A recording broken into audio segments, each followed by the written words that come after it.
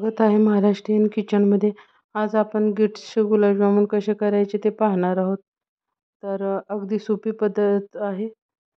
त्याच्या मागं सर्व लिहिलेलं राहतं.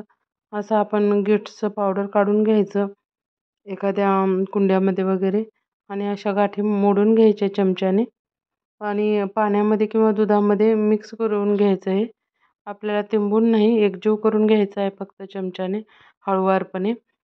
तुम्ही पाणीही वापरू शकता. यावेळेस मी दूध वापरलं आहे. मागच्या व्हिडिओमध्ये मी पाणी वापरलं होतं. तुम्हाला जे अवेलेबल असेल ते वापरा. दुधाने आणखी टेस्ट वाढते याची. 1 कपभर दूध घेतलं होतं मी चहा प्यायच्या. थोडं थोडं आपण टाकून मिक्स करायचं. एकदमच जास्त टाकायचं नाही की कारण पातळ होऊ शकतं. आपल्याला जास्त पातळ किंवा जास्त घट्ट बनवायचं नाही. थोडं थोडं दूध टाकून आता मिक्स करून घ्यायचं असं. खूप छान बनले होते गुलाबजामुन. सण म्हणले की गोडधोड आलंच. तर मुलांनाही खूप आवडतं आणि असं काही बनवलं तर सण असल्यासारखा वाटतो मग. मुलांच्या आवडीसाठी नक्कीच ट्राय करा. खूप जणांचे कधी-कधी बिघडतात पॉकेटचे गुलाबजामुन. कधी पाक पित नाही किंवा व्यवस्थित क्रॅक पडतो, व्यवस्थित बनत नाहीत. तुम्ही यानुसार बनवले तर नक्कीच छान बनतील. थोडं एक 10 मिनिट असं दुधामध्ये सर्व मिक्स करून ठेवून द्यायचं. म्हणजे छान आपले मऊसूत मग गुलाबजामुन बनतात. क्रॅक वगैरे पडत नाहीत, काही नाही. जास्त पण दूध नाही टाकायचं. आता मी झाकून ठेवलं होतं. आता आपण पाक बनवू तोपर्यंत. मी गिलासाचंच प्रमाण घेतलं. तुम्ही वाटीचं किंवा मेजरिंग कपही वापरू शकता. 2 गिलास मी साखर घेतली आहे. त्याला मी 1.5 गिलास पाणी घातलं आहे. पाक किती काय नाही याचं प्रमाण सर्व लिहिलं आहे डिटेलमध्ये त्याच्या मागं. याच्यामध्ये मी विलायची, जायफळ आणि केसर घातलं होतं. तुम्ही तुमच्या आवडीनुसार घाला. पण ह्या सर्व गोष्टी घातल्या तर पाक आणखी छानच कलर, चव, टेस्ट येते. नक्कीच घाला असतील तर तुमच्याकडं.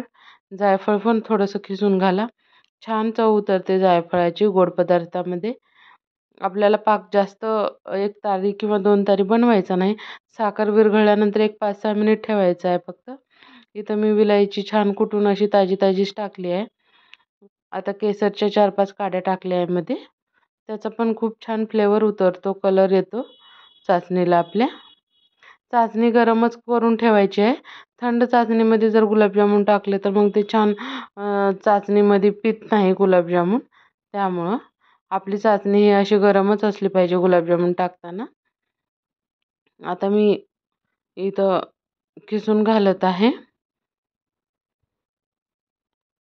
असं आपल्याला याची पावडर बनवून नाही ठेवायची आहे. मग खिसूनच घालायचं. याचाही फ्लेवर गोड पदार्थामध्ये खूप छान उतरतो विलायचीबरोबर. आणि आपण ह्याच्यामध्ये हे पण घातले आहे, केसरी घातले आहे. त्याचाही छान कलर येतो त्याच्याने. आपली चाचणी इथं बनली आहे. पाहू शकता चिकट अशी लागली बोटाला की आपण बंद करायची. आता गुलाबजामुन बनवायला घेऊयात. आता आपण हे पीठ असं झाकून ठेवलं होतं. छोटे छोटे हाताला तूप किंवा तेल लावून आपण छोटे छोटे ह्याचे गोळे बनवून घ्यायचे आहेत. आपल्याला हव्या त्या आकारामध्ये लहान मोठे.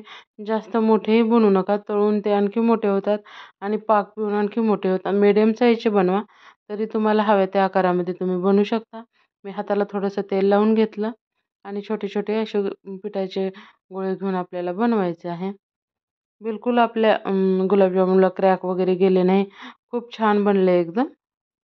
आणि आपल्याला तेलामध्ये तळून घ्यायचे आहे आणि तळल्यानंतर आपल्या गरम पाकामध्ये टाकून द्यायचे.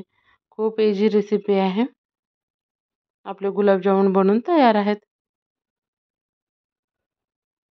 असे सर्व मी बनवून घेतले. 2-3 बनवून दाखवले. यासारखेच मी सर्व पिठाचे बनवून घेतले आहे. आता तेल गरम करून घेतलं आहे. तेलामध्ये असे 5-6 टाकून तळून घ्यायचे आहे. तुम्हाला जसाही कलर आवडत असेल तसा.